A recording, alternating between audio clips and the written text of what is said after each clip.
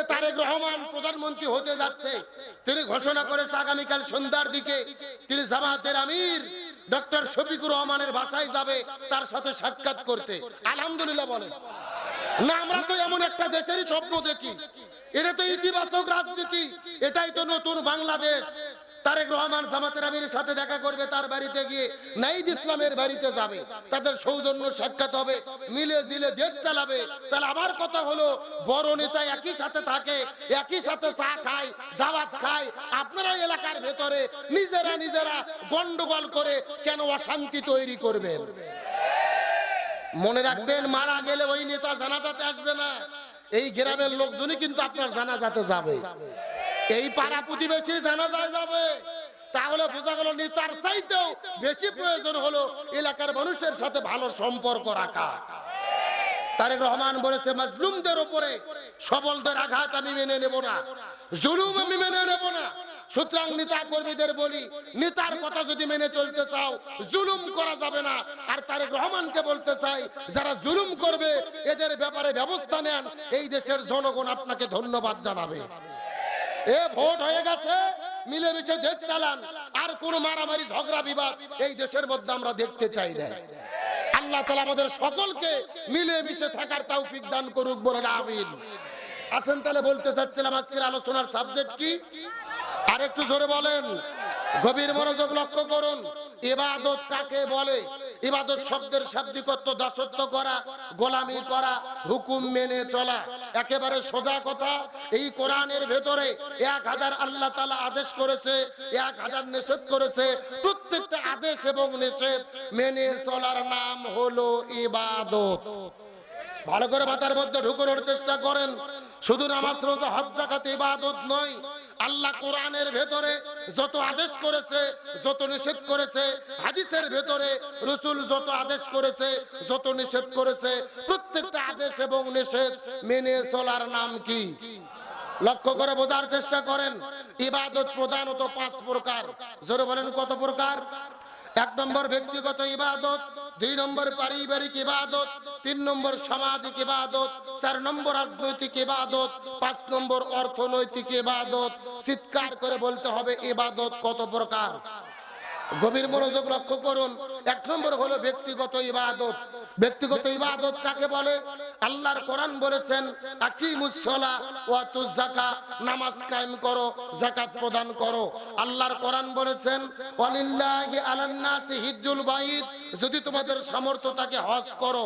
আল্লাহর কোরআন বলেছেন, কুতিবা আলাইকুমুস সিয়াম, রমজান মাসে রোজা ফরজ করলাম, রোজা রাখো। এই যে নামাজ, রোজা, হজ, যাকাত, জিকির, তাসবিহ, এগুলোর নাম হলো ব্যক্তিগত ইবাদত। আমি কি আপনাদের বুঝাতে পেরেছি? মানে আল্লাহর সন্তুষ্টির জন্য আমরা ব্যক্তিগতভাবে যে ইবাদতগুলো করে থাকি, এর নাম কি? ব্যক্তিগত ইবাদত। 2 নম্বর হলেন পারিবারিক ইবাদত। এখন মনে প্রশ্ন জাগতে পারে, হুজুর পরিবারের ভেতরে আবার ইবাদত ঢুকলো কেমনে? গভীর মনোযোগ লক্ষ্য করুন। পরিবারের যত সদস্য আছে কেউ কারো হক নষ্ট করবে না। সন্তান পিতামাতার খেদমত করবে, পিতামাতার সঙ্গে ভালো ব্যবহার করবে, পিতামাতা সন্তানকে দ্বীনের উপরে লালন পালন করবে, স্ত্রী স্বামীর কথা মতো জীবন চালাবে, স্বামী স্ত্রীর হক আদায় করবে, বড় ভাই ছোট ভাইকে স্নেহ করবে, ছোট ভাইকে বড় ভাইকে শ্রদ্ধা করবে। পরিবারে যত সদস্য আছে কেউ কারো হক নষ্ট করবে না, একে অপরের হক আদায় করবে। এরই নাম হলো পারিবারিক ইবাদত। আমি কি আপনাদের বুঝাতে পেরেছি? ভালো করে লক্ষ্য করুন। আপনাদের এই গ্রামের ভেতরে একটা মুরব্বী চাচা মারা গেছে, 2টা ছেলে রেখে। যারা বলেন কয়টা ছেলে? আর জমি রেখে গেছে 20 বিঘে। কয় বিঘে? এখন বলেন তো কয় বিঘে করে ভাগ পাবে? 10 বিঘা করে। কিন্তু বড় ভাই জমি নিয়েছে 15 বিঘে, আর ছোট ভাই নিয়েছে 5 বিঘে। এরকম আল্লাহর ওলি আছে না নাই? কথা কয় না? আছে। আবার দেখবেন 10 বিঘা করে ঠিকই ভাগ করছে, কিন্তু এই যে হিলিতে যে বিশ্ব রোড গেছে, এই রাস্তার সাথে জমি আছে 2 বিঘা, 20 লাখ টাকা শতক।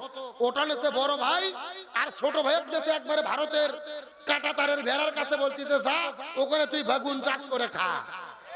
আছে না নাই? আবার দেখবেন বোন জমি পাবে 5 বিঘে, একদিন বাড়িতে দাওয়াত দিয়ে গরুর গোশত কিনে মুরগি জবে করে বোনের গাও ধার দিয়ে সোনা ময়না কলজে টিয়ে পাখি বলে জমি পাবে 5 বিঘে, 1 বিঘে দিয়ে 4 বিঘে মার দিয়েছে। এরকম জিবরাইলের খালাতো ভাই আছে না নাই? এ গভীর মনোযোগ ভালো করে বোঝেন। হক হলেন 2 প্রকার, হকুল্লাহ, হকুল ইবাদ। সারা জীবন নামাজ পড়েননি, রোজা রাখেননি, হজ করেননি, যাকাত দেননি, আল্লাহর কাছে তওবা করেন, আল্লাহ চাইলে maaf করতে পারে। কিন্তু আপনি বড় ভাই ছোট ভাইকে ঠকাইছেন, আপনার বোনকে ঠকাইছেন, ওই ভাই বোন যতক্ষণ ক্ষমা করবে না ততক্ষণ পর্যন্ত আপনি আল্লাহর জান্নাতে যেতে পারবেন না।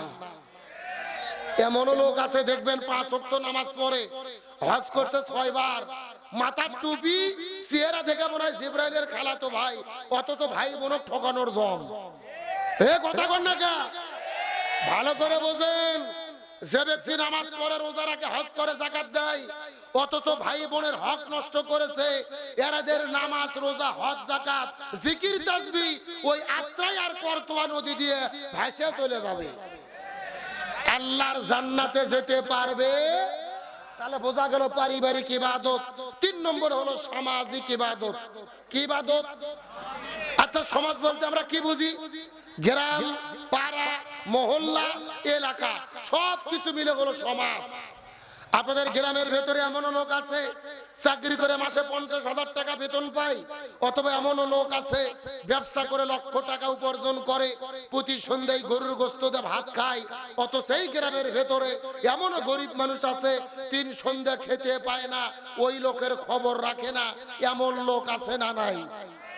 আপনি 3 সন্ধ্যা গরুর গোশত দিয়ে ভাত খান, অথচ আপনার গ্রামের ভেতরে একটা মানুষ না খেয়ে থাকে, আপনি খবর নিতে পারেন না। তার মানে বোঝা গেল আপনি সামাজিক ইবাদত পালন করতে পারেন নাই। আমার বন্ধুগণ, মুসলমান ভাইরা গভীর মনোযোগ লক্ষ্য করুন। কোন দিকে নজর নাই, কোন দিকে তাকাতাকি নাই। কোরআন হাদিসের আলোকে চুম্বক কিছু কথা বলার পরে আপনাদের মধ্য থেকে বিদায় নিয়ে চলে যাওয়ার চেষ্টা করব। জীবনের সবচাইতে গুরুত্বপূর্ণ সাবজেক্টে আলোচনা শুরু করলাম। ইবাদত হলো 5 প্রকার। 1 নম্বর ব্যক্তিগত ইবাদত, 2 নম্বর পারিবারিক ইবাদত, আর 3 নম্বর হলেন সামাজিক ইবাদত। এই সামাজিক ইবাদতের কত গুরুত্ব, এই বিষয়টা বোঝানোর জন্য ছোট্ট করে একটা দৃষ্টান্ত আপনাদের মধ্য দিতে চাই। এই জমিনের ভেতরে এমন একজন আল্লাহর ওলি ছিলেন, এমন একটা বড় আলেম ছিলেন, যে আলেমের নাম শুনে নাই এমন আলেম দুনিয়ার মধ্যে খুঁজে পাওয়া যাবে না, যার নাম হলেন হযরত আব্দুল্লাহ ইবনে মুবারক রাহমাতুল্লাহ আলাইহি। হযরত আব্দুল্লাহ ইবনে মুবারক রাহমাতুল্লাহ আলাইহি হজ করার জন্য তিনি নিয়াত করলেন, বাড়ি থেকে বের হবেন, হজ করার জন্য তিনি রওনা করবেন পরের দিন সকালবেলা। আগের দিনে সন্ধ্যার দিকে বাড়ির মধ্যে বসে থেকে যখন তিনি টাকা পয়সা সংগ্রহ করতেছিলেন, কাপড় চোপড় গোছানো শুরু করলেন, একটা ব্যাগের ভেতরে সবকিছু যখন তিনি রেডি করা শুরু করলেন, এমন সময় দেখা গেল আব্দুল্লাহ ইবনে মুবারকের একটা ছেলে ছিল। ওই ছেলেটা কান্না করে করে বাবার কাছে আসার পরে ডাকতে বলে, বাবা, এই গ্রামের ভেতরে উমুক বাড়িতে গরুর গোশত রান্না করেছে। ওই গন্ধ শোনার পরে তাদের বাড়ির মধ্যে আমি গরুর গোশত খাওয়ার জন্য গিয়েছিলাম, কিন্তু তারা তো আমাকে গোশত খেতে দেয় নাই, বরং তাদের বাড়ি থেকে আমাকে গলা ধাক্কা দিয়ে বের করে দিয়েছে। হযরত আব্দুল্লাহ ইবনে মুবারকের মনে বড় কষ্ট লেগে গেল। আমি তো জীবনে কোনো মানুষকে কোনোদিন ঠকাই নাই, অথচ আমার ছোট্ট সন্তান আব্দুল্লাহকে কোন বাড়ির মধ্য থেকে গলা ধাক্কা দিয়ে বাড়ি থেকে বের করে দেওয়া হলো। আব্দুল্লাহ ইবনে মুবারক কথাটা শোনার পরে ওই ছোট্ট সন্তানটাকে হাতটা ধরার পরে দৌড়াইতে দৌড়াইতে ওই বাড়ির মধ্যে যখন ঢুকে গেল, ওই বাড়িতে যাওয়ার পরে ঘটে গেল আশ্চর্যজনক ঘটনা।